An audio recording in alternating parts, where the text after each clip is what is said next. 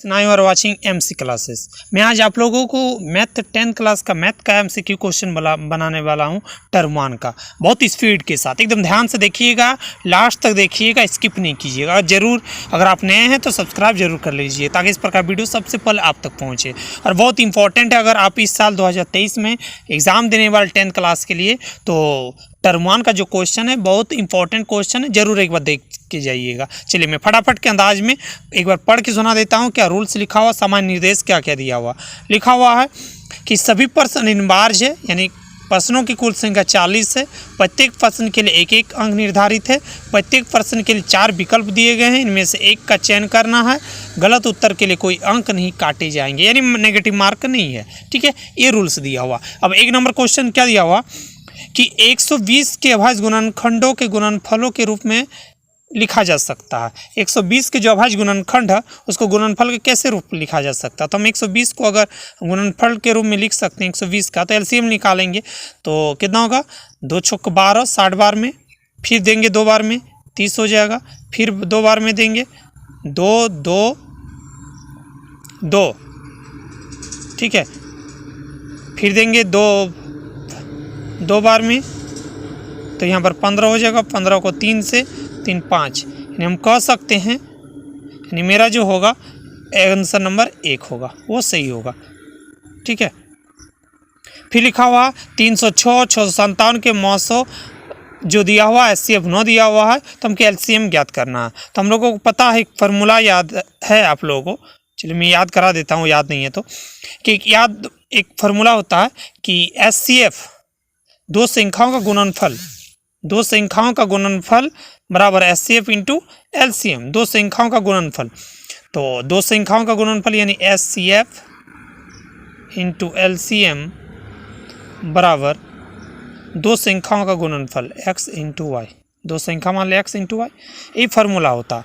अब मेरा यहाँ पर दिया और 2 संख्या कितना दिया, 306 657, 306 इंटू 657 बराबर एचसीएफ इंटू एलसीएम। तो एचसीएम मेरा दिया हुआ 9 और एलसीएम निकालना एलसीएम। ठीक है, हम लिख सकते हैं एलसीएम बराबर क्या लिख सकते हैं, 306 इंटू 657/9।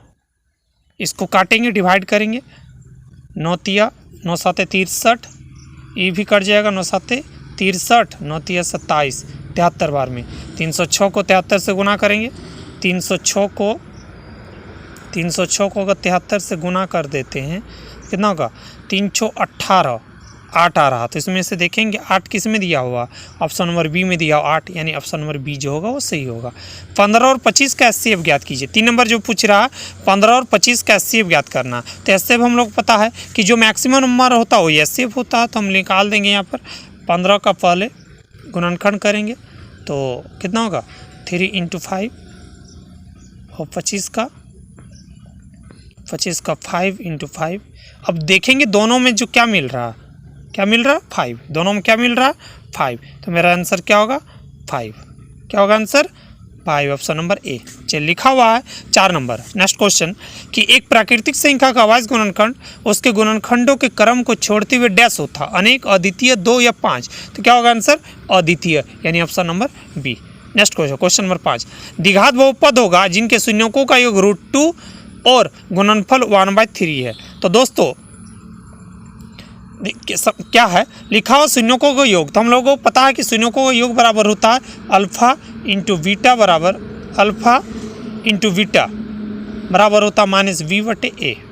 ठीक है, तो -b यानी √2 लिखा हुआ बटे 1, तो हम लिख सकते हैं b बराबर √2 और a बराबर हो गया 1, ये होगा a बराबर 1। और गुणनफल जो दिया हुआ, गुणनफल कितना, 1/3 c/a, क्या लिखा हुआ, c/a होता है, तो उसके लिए 1 और 3, c a बराबर नहीं हो रहा, तो हम क्या करेंगे, ऊपर नीचे गुना कर देंगे, तो b बराबर हो जाएगा 3√2, a बराबर हो जाएगा कितना, a बराबर हो जाएगा 3, a बराबर हो जाएगा 3, b बराबर हो जाएगा 3√2 और c बराबर हो जाएगा 1। तो हम सूत्र क्या होता है द्विघात सममित बहुपद का, 3x² 3x² plus bx plus c, लेकिन b में माइनस होता है तो 3x² माइनस 3√2x प्लस 1। तो इसमें देखें कोई ऑप्शन है, हाँ बी नंबर ऑप्शन है जो सही होगा। Next question, question number 6। Question number 6 बता रहा है कि x² plus bx plus c शून्य का अल्फा प्लस बीटा है, तो अल्फा प्लस बीटा का मान होगा। तो अल्फा प्लस बीटा का मान हम लोग को पता है क्या होता है, -b/a। तो देखेंगे -b/a लिखा हुआ, हाँ ऑप्शन नंबर ए में जो है वो लिखा हुआ है। ऑप्शन नंबर ए जो होगा वो सही होगा दोस्तों। क्या होगा, ऑप्शन नंबर ए जो होगा वो सही होगा। तो हम लिख सकते हैं ऑप्शन नंबर ए -b/a, ठीक है, ये होगा। नेक्स्ट क्वेश्चन, क्वेश्चन नंबर 7 बोल रहा है किसी बहुपद px के आकृति में दिया गया बहुपद की शून्यों की संख्या ज्ञात कीजिए। तो शून्यों की संख्या क्या होता है, एक्स अक्ष को जितना बार काटती है वो होता है शून्यों की संख्या। तो यहाँ पर जो लाइन देखिए, यहाँ पर एक लाइन दिया हुआ, गौर करके देखिए, यहाँ पर ऐसा करके लाइन खींचा हुआ ऐसे, ये जो रेखा खींचा गया ना, ये एक्स अक्ष को एक बार भी नहीं काट रहा, इसीलिए शून्यों की संख्या जो होगा ए नंबर यानी 0 होगा, एक भी नहीं होगा। शून्यों की संख्या कब होती है, जब एक्स अक्ष को कोई रेखा जितना बार काटती है, जितना बार काटती है वो शून्यों की संख्या हो जाती है दोस्तों। चलिए नेक्स्ट क्वेश्चन, क्वेश्चन नंबर 8 बोल रहा है कि समीकरण युग्म एक्स को a1x b1y c1 = 0 a2x b2y c2 = 0। तो a1/a2 = v1/b2 = नॉट c1/c2 है। तो ये समीकरण युग्म क्या होगा, अद्वितीय हल होगा, अनेक हल होगा, कोई हल नहीं होगा, दो हल होगा। तो पता है दोस्तों कि जब a1/a2 = b1/b2 = c1/c2 होता है तो क्या होगा, ये कोई हल नहीं होता है। क्या होता है, कोई हल नहीं होता है। और अद्वितीय हल कब होता है, जब a1/a2 = नॉट b1/b2 हो, तब अद्वितीय हल होता है। और अपरिमित रूप से अनेक हल कब होता है, जब तीनों बराबर हो जाए, a1/a2 = b1/b2 = c1/c2, तब क्या होगा, अद्वितीय अनेक यानी अपरिमित रूप से अनेक हल होंगे। तो दोस्तों 8 नंबर का जो आंसर होगा क्या होगा, ऑप्शन नंबर सी होगा जो सही होगा। नेक्स्ट क्वेश्चन लिखा हुआ है कि समीकरण युग्म 2x - 3y = 0 3x + 4y 20 = 0 द्वारा निरूपित सरल रेखाएं संपाती, प्रतिच्छेद करती, समांतर होती, लंबवत होती है। तो ये ग्राफ करके बनाना होगा, सरल करना होगा। तो उसका जो आंसर होगा ये क्या होगा, प्रतिच्छेद करती है। ये रेखा एक दूसरे को प्रतिच्छेद करती है दोस्तों। नेक्स्ट क्वेश्चन, क्वेश्चन नंबर 10 लिखा हुआ c के मान के लिए किस युग्म के लिए cx - y = 2 cx - 2y = 4 अनंत हल है। तो अनंत हल कब होता है, जब तीनों बराबर हो, तीनों बराबर हो। तो यहाँ पर a बराबर दिया हुआ, मान लीजिए a1 बराबर दिया हुआ c, ठीक है, a1 b1 जो दिया हुआ a1 -1 और c बराबर दिया हुआ -2, ठीक है। तो यहाँ पर a1/a2 = b1/b2 करने से a1 b1 c1 हो गया। तो a1 हो गया c, डायरेक्ट हम निकाल देते हैं। a1 बराबर हो गए a1 बराबर c a1/a2 तो 6 b1/b2 -1/-2 क्रॉस गुना करेंगे तो कितना होगा, ये माइनस माइनस कट जाएगा। तो 2c बराबर 6 ये होगा, 2c बराबर 6 तो c बराबर 6/2 यानी 2 तिया 6। यानी हम कह सकते हैं ऑप्शन नंबर बी जो होगा वह सही होगा। मेरा आंसर क्या होगा, सी नंबर का यानी बी जो होगा यानी सी का जो वैल्यू आएगा वो 3 होगा, क्योंकि लिखा हुआ अनंत हल है। तो अनंत हल हम लोग को पता है 1/a2 = b1/b2 = c1/c2 यानी आपस में तीनों बराबर होते हैं। ठीक है दोस्तों, चलिए नेक्स्ट क्वेश्चन, क्वेश्चन नंबर 11 बोल रहा है कि समीकरण युग्म 2x - y = 5 3x + 2y = 4 का हल क्या होगा। उसमें हम किसी भी विधि से बना सकते हैं, उसमें नहीं लिखा हुआ कि किस विधि से बनाना। तो हम क्या करेंगे, समीकरण x और y का हल फाइंड करेंगे। तो हम दोनों में से देखेंगे, किसी एक को बराबर कर लेंगे, किसी एक वेरिएबल को बराबर कर लेंगे और काट देंगे। तो यहाँ पर देखेंगे y बराबर, तो 2x - y = 5, उसमें हम 2 अगर गुना कर देते हैं तो यहाँ पर एक 2 है, यहाँ पर 2y है, तो 2 गुना कर दें बराबर हो जाता है। तो हम क्या करते हैं, यहाँ पर 2 दूनी 4 4x, इधर हो जाएगा -2y = 10 और इसको 3x + 2y = 4। तो ये कट जाएगा, 7x बराबर 14, तो x बराबर 2। x बराबर कितना हो गया, x बराबर 2। अगर x बराबर 2 हो गया, यहाँ पर देखेंगे ऑप्शन में कोई है x बराबर 2, x बराबर 2, ठीक है, x बराबर 2 है। और एक देख लेते हैं, क्योंकि हमको 2 बार x यहाँ पर भी 2 दिया, यहाँ पर भी, तो इसको अंदाजे नहीं मार सकते हैं। तुक्का नहीं मार सकते हैं, वाई का भी वैल्यू निकालें। एक्स बराबर 2 है तो वाई का वैल्यू कितना होगा, 2 दूनी 4 माइनस वाई बराबर 5, तो वाई बराबर 4 माइनस 5 यानी -1, यानी ऑप्शन नंबर ए, यानी एक्स बराबर हो गया 2, वाई बराबर आ रहा -1। तो देखेंगे कोई ऑप्शन में है, हाँ ऑप्शन नंबर जो है वह 11 का किस में है, ए नंबर में है, यानी एक्स बराबर 2, वाई बराबर -1। ठीक है दोस्तों, चलिए नेक्स्ट क्वेश्चन, एकदम ईजी है, एकदम ध्यान से देखना है। ठीक है, और एक एक चीज़ को मैं बताऊंगा, और सब्सक्राइब नहीं किए तो जल्दी से कर लीजिए, ताकि सारे सेट में आपको कहीं नहीं एमसी क्लासेस में मिलेगा। चलिए नेक्स्ट क्वेश्चन, क्वेश्चन नंबर 12, वो रैखिक समीकरण का युग्म जिसका कोई हल नहीं होता वो क्या कहलाता है, जिसका कोई हल नहीं होता वो क्या कहलाता है दोस्तों, जिसका कोई हल नहीं होता है वो असंगत कहलाता है। क्या कहलाता है, असंगत कहलाता है। यानी A1/A2 = B1/B2 = नॉट C1/C2 अगर होता है तो असंगत होता है। असंगत कब होता है, जब A1/A2 = नॉट B1/B2 हो तब वह संगत होता है। और संपाती कब होता है, जब तीनों आपस में बराबर हो जाए। A1/A2 = B1/B2 = C1/C2, जब आपस में सब कोई बराबर हो जाए तो ये संपाती होगा, यानी 12 नंबर का जो आंसर होगा बी नंबर होगा दोस्तों। नेक्स्ट क्वेश्चन 13 नंबर, लिखा हुआ है कि समीकरण जो x + y = 9, x - y = 1, तो उसका केवल हल करना है। तो हम क्या करेंगे, देखिए यहाँ पर समीकरण को अगर हल करते हैं तो y मेरा कट जाएगा। क्या होगा, y कट जाएगा, तो x 2x बराबर 10, तो x बराबर होगा 5। x बराबर 5 देखेंगे, किसी में x बराबर 5 है तो उसमें मान रख देंगे, तो y बराबर क्या हो जाएगा, y बराबर 4। तो ऑप्शन नंबर सी, 13 का सी जो दिख रहा है 5 वो 4 आ रहा है, यानी ऑप्शन नंबर जो होगा वो सी नंबर। एकदम आराम से बनाना, कभी कभी ऑप्शन देख के भी मार सकते हैं। देखेंगे x बराबर 5 आया तो किसी में भी नहीं हो सकता, x बराबर सी नंबर में 5 दिया हो तो हम मार सकते हैं, लेकिन फिर भी निकाल लेंगे क्योंकि एक ऑप्शन दिया इनमें से कोई नहीं हो सके, नहीं आए। ठीक है, चलिए नेक्स्ट क्वेश्चन नंबर 14 बता रहा कि निम्नलिखित में कौन सा द्विघात समीकरण है। द्विघात समीकरण किसको होगा, जिसका x का पावर में 2। तो देख लेते हैं किसका है x, इसमें भी x, देखिए a में x और x गुना करेंगे x² होगा, तो इधर x² कट जाएगा, a नंबर नहीं होगा, इसमें भी नहीं होगा, b नंबर भी नहीं होगा क्योंकि ये होता है +b का होल स्क्वायर, x² कट जाएगा।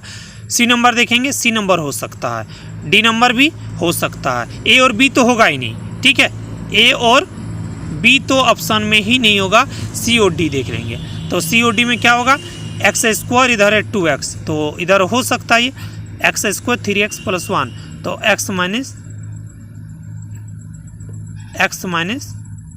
2 द्विघात समीकरण। तो एक बार देख लेते हैं, x² + 2x + 1, इधर होगा 2x - 6, ये भी होगा इधर। इन ऑप्शन नंबर सी हम कह सकते हैं, ऑप्शन नंबर सी जो होगा वो सही होगा दोस्तों। ठीक है, नेक्स्ट क्वेश्चन, यदि द्विघात विविक्तर d > 0 हो तो मूल क्या होंगे। अगर d का वैल्यू 0 से बड़ा आ जाए तो क्या होगा, वास्तविक होगा और भिन्न होगा। क्या होगा, वास्तविक होगा और भिन्न होगा दोस्तों। 15 का ए। चलिए नेक्स्ट क्वेश्चन नंबर 16 कहता है कि द्विघात समीकरण x² + x - 1 = 0 के मूलों की प्रकृति क्या होगी। मूलों की प्रकृति क्या होगी, तो हम मूलों की प्रकृति निकाल लेंगे। x बराबर माइनस यानी b² में 4ac निकाल लेंगे, b कितना 1 का स्क्वायर माइनस 4ac, तो 4 × 1 × c 1, तो 1 - 4 यानी -3 द्विघात समीकरण x² + x 0। ठीक है, तो यहाँ पर देखेंगे कि मूलों की प्रकृति -3 आ रहा है, यानी वास्तविक नहीं है। वास्तविक कब होगा, जब d का वैल्यू 0 से बड़ा आ जाए तो वास्तविक होता है, लेकिन असमान होता है। और अगर d का वैल्यू बराबर आए 0 के तो वास्तविक होगा समान, लेकिन 0 से यानी माइनस में आ जाए तो हम कह सकते हैं उसका जो वैल्यू होगा वास्तविक नहीं, यानी ऑप्शन नंबर जो होगा वो डी होगा, वो सही होगा। नेक्स्ट, x² + bx = 0 दो भिन्न वास्तविक मूल होंगे कब, जब d का वैल्यू 0 मतलब d का वैल्यू 0 से बड़ा है, यानी ऑप्शन नंबर सी जो होगा वो सही होगा दोस्तों। नेक्स्ट क्वेश्चन, द्विघात समीकरण x² - x + 3 = 0 तो विविक्तर क्या होगा। तो विविक्तर हम निकाल लेंगे d, विविक्तर में d निकालेंगे, d क्या होगा, x d/b² में 4ac, तो v² कितना है बी स्क्वायर माइनस 1 का स्क्वायर 1 माइनस 4ac 4ac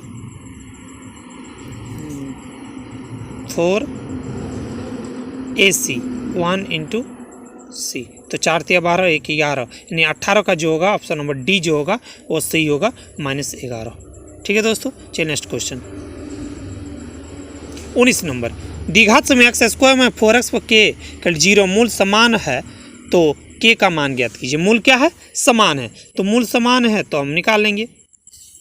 कैसे निकालेंगे? मूल समान है तो के का मान ज्ञात कीजिए। तो बी स्क्वायर में 4ac ये होगा, बी स्क्वायर में 4ac तो वी स्क्वायर 1 का स्क्वायर हम लिखेंगे 1 का स्क्वायर 1 का स्क्वायर तो माइनस 4 यानी 16 माइनस 4ac तो 4a 1 इंटू के इक्वल टू 0 तो 16 के बराबर 4k तो के बराबर क्या होगा? 4 4 16 यानी 4 हो जो होगा वो सही होगा दोस्तों। 19 का जो होगा वो ए नंबर जो होगा वो सही होगा दोस्तों। Next question 20 number. लिखा द्विघात समीकरण x square minus 5x plus 6 के 0 तो मूल ज्ञात कीजिए। तो मूल यही सूत्र होता है। मूल का सूत्र हम लोग को पता है क्या होता है? x बराबर minus B plus minus root D बटे 2 है, इससे निकाल लेना। ठीक है, 20 नंबर हम छोड़ दे रहे हैं। एक प्रकार का मतलब द्विघात जो समीकरण से 3-4 क्वेश्चन दे दिया तो 20 नंबर छोड़ दे रहा हूँ मैं। क्वेश्चन को मतलब फार्मूला लिख के बता दे रहा हूँ, फार्मूला से बना लेना, बन जाएगा। ठीक है, नहीं बनेगा तो कमेंट करना, हम बता देंगे। लिखा हुआ है कि मूल ज्ञात करें। तो मूल कैसे ज्ञात करते हैं? तो x निकालेंगे। x का जो सूत्र होता है minus B plus minus root D बटे 2 है। तो पहले d निकालेंगे, d मतलब होता है बी स्क्वायर में 4ac, इससे मेरा जो होगा वो मूल निकल जाएगा। ठीक है दोस्तों, चलिए नेक्स्ट क्वेश्चन। Question number 21। निम्नलिखित में से कौन एपी में है? तो एपी में कब होता है?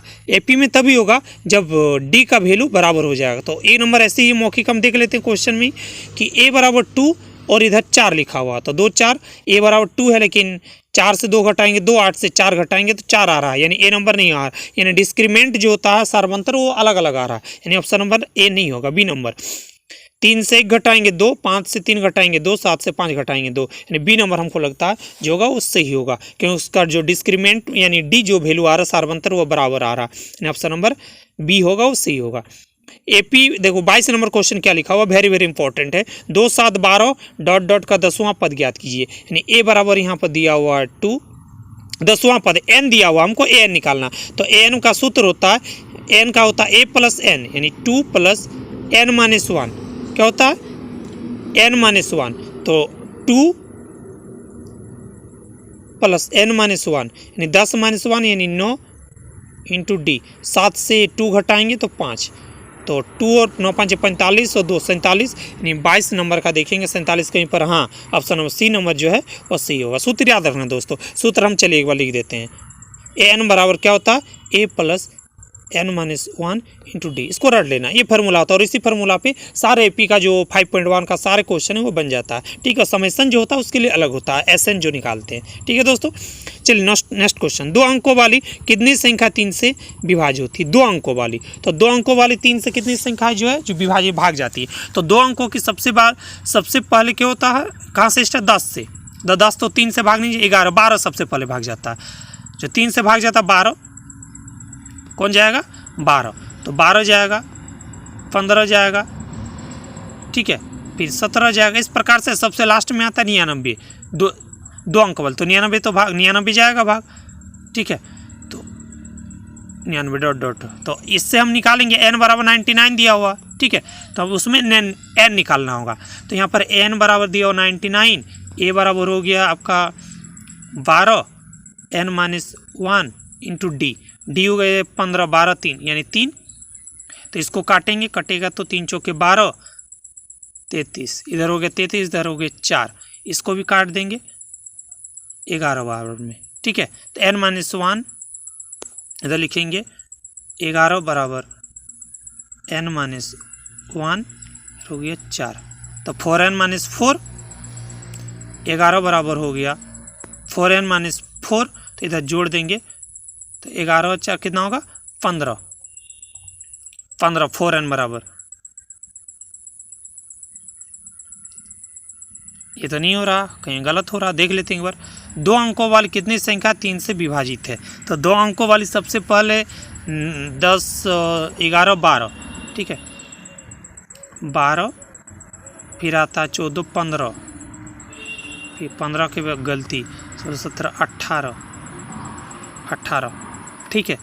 तो 3 3 का अंतर रहा, डी बराबर 15 माइनस 12 यानी 3 हो रहा, 3 से विभाजित हो, इधर हो गया 2 अंकों वाला सबसे लास्ट होता 99, तो 3 तिरिखा 9, 3 तिरिखा 9, 9 99 तो भाग जाता है 3 से, तो डॉट डॉट करके 99। तो ए बराबर अगर हो गया 12, ए बराबर हो गया 12 मेरा, एन बराबर हो गया 99 और एन बराबर वाट, डी बराबर हो गया 15 माइनस 12 यानी 3, ये हो गया।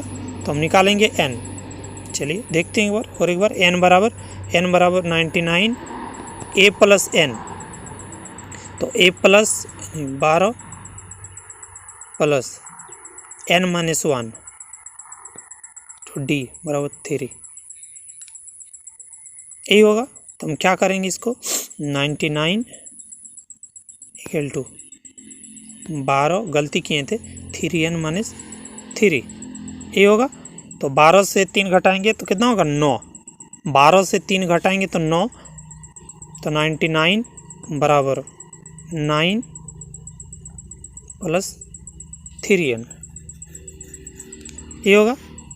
तो 9 इधर जाएगा तो 90 हो जाएगा, 90 को 3 से भाग देंगे तो 30 हो जाएगा, यानी ऑप्शन नंबर 23 का जो होगा ऑप्शन नंबर बी होगा, वो सही होगा। नेक्स्ट क्वेश्चन लिखा, 0 से 50 के बीच कितनी भी सम संख्या, इसको भी हम छोड़ देते हैं आप लोगों ऊपर, इसको भी बना के लेके आना।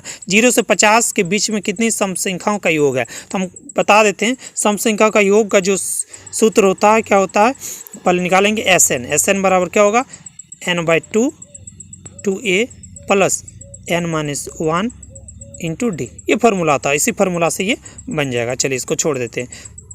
25 नंबर, सभी विरित होते हैं, क्या होते हैं सभी विरित, सभी विरित क्या होते हैं, समरूप होते हैं, सर्वांग सम नहीं होंगे। चलिए अब लिखा हुआ 26 नंबर आकृति डी समांतर बी सी यानी आपस में है, तो डी बी इतना दिया और इसी इतना ए डी का मान किया था। इस समानुपातिक प्रमेय, एक समानुपातिक प्रमेय होता है कि ए डी बटे डी बी और ए ई बटे ई सी, ए डी बटे डी बी ए ई बटे ई सी, तो ए डी बटे डी बी, तो डी बी का वैल्यू दिया हुआ, तो ए डी बटे 2 और ए ई बटे यानी 1.5 बटे 3, ठीक है, ये होता है।